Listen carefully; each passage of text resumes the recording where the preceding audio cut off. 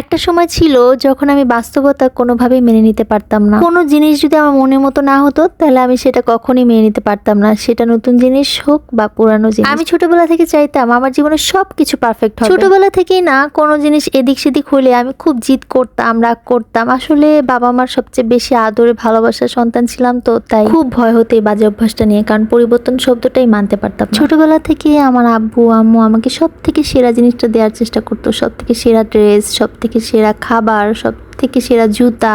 তখন আমি একাই ছিলাম, এর জন্য আমি সবকিছু সেরাটাই পেতাম। কিন্তু বড় হতে হতে একটা পরিবর্তন আমার জীবনে আসছে, সেটা হচ্ছে এখন শুধু স্বপ্নেই দেখি, পাওয়ার হয়ে ওঠে। ইনশাআল্লাহ যেদিন পাওয়ার দিন আসবে সেদিন অবশ্যই খালি পেতেই থাকবো, পেতেই থাকবো। সো গাইস, আসসালামু আলাইকুম, কেমন আছো তোমরা সবাই? আলহামদুলিল্লাহ আমি ভালো আছি। আজকে চলে আসলাম একটা নতুন সকালে নতুন ব্লগ। আজকে সকাল সকাল ঘুম থেকে উঠে দেখি আম্মু একদম খুদের ভাত সাথে হচ্ছে ভর্তা রেডি করেছে। অ্যাকচুয়ালি সকাল সকাল আমার ঘুম থেকে উঠতেও পারি না, আমার সকাল হয় হচ্ছে 10টা সাড়ে 10টার দিকে। আমার প্রিয় ঘুম সকালবেলায় আমাকে বিরক্ত করে, কি আর সকালে ঘুমটা আমি অনেক বেশি এনজয় করি, অনেক বেশি ভালো লাগে। আসলে ভিডিও এডিট করতে করতে রাতে অনেক বেশি বেজে যায় আর ঘুমিয়ে অনেক দেরি হয়ে যায়, এর জন্য সকাল সকাল উঠতে আরো বেশি দেরি হয়ে যায়। টাইমই আমি সকালে একদম ফ্রেশ হয়ে একটা স্কিন কেয়ার করি, সেটা হচ্ছে গিয়ে সানস্ক্রিন। আমি সানস্ক্রিনটা অনেক বেশি ইউজ করি আর অনেক বেশি আমাকে স্যুট করে, একদম তেল তেলা হয় না, স্কিনটা অনেক বেশি সুন্দর থাকে, গ্লেসি থাকে। আজকে সিলিন্ডারে গ্যাস শেষ হয়ে গেছে, সাথে লাইনের গ্যাস তো আশাই করা যায় না। ভোরবেলায় কচুরমুখী আর আলু সিদ্ধ করে রেখেছিল আর সকালবেলা উঠে ভর্তা করেছে। আমার তো ভর্তা দেখে আপনাদের কথা মনে পড়ছে, মনে হচ্ছে আপনাদেরকে একটু খাওয়া। আমাদের বাড়ির পিছনে বিশাল এক বাগান, সেখানে তেঁতুল গাছ, জাম গাছ, আম গাছ, সব গাছ।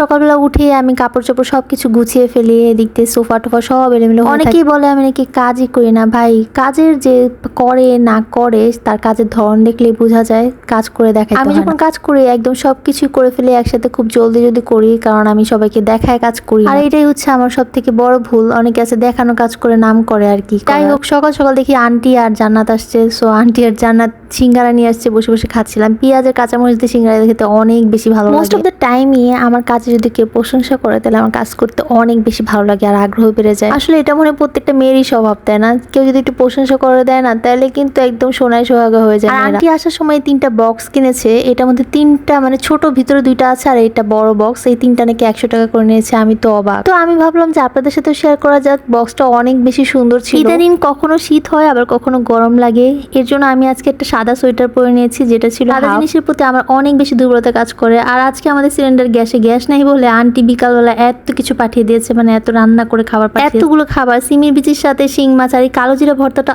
অসাম, উফ জোশ একটা। আন্টি এত মজা করে কালো জিরা ভর্তা করে, কি আর বলবো। রান্না করেছি চিংড়ি মাছ দিয়ে আর সিমের বিচি দিয়ে শিং মাছ, সেটা কিন্তু অনেক বেশি ছিল মজা। আন্টির হাতে কালো জিরা ভর্তা আমি জীবনেও ভুলবো না, কারণ আমি কারো বাসায় এত মজাদার কালো জিরা ভর্তা কখনোই খাই নাই। আন্টি একদম কালো জিরা ভর্তা করে বাগার দেয় সুন্দর। আল্লাহ তাআলা আমার আন্টিটাকে অনেক বেশি নেক হায়াত দেখ আর আমাদেরকে অনেক অনেক ভালোবাসার তৌফিক দান। সবাই কিন্তু একটা আমিন বলে দিবেন। আর আন্টি কিন্তু কক্সবাজার থেকে আমাদের জন্য এই তেঁতুলের আচারটা নিয়ে আসছে, এত মজা ছিল। আমাদের বাবা মরে যাওয়ার পর থেকে আন্টি আঙ্কেল আমাদেরকে অনেক বেশি সাপোর্ট করছে, অনেক বেশি কাছে পাশে থাকছে, বিপদে আপদে তারা দৌড়ে আসছে। আলহামদুলিল্লাহ আন্টি, আপনাদের জন্য অনেক দোয়া। গাইস, কারেন্ট চলে গেছে।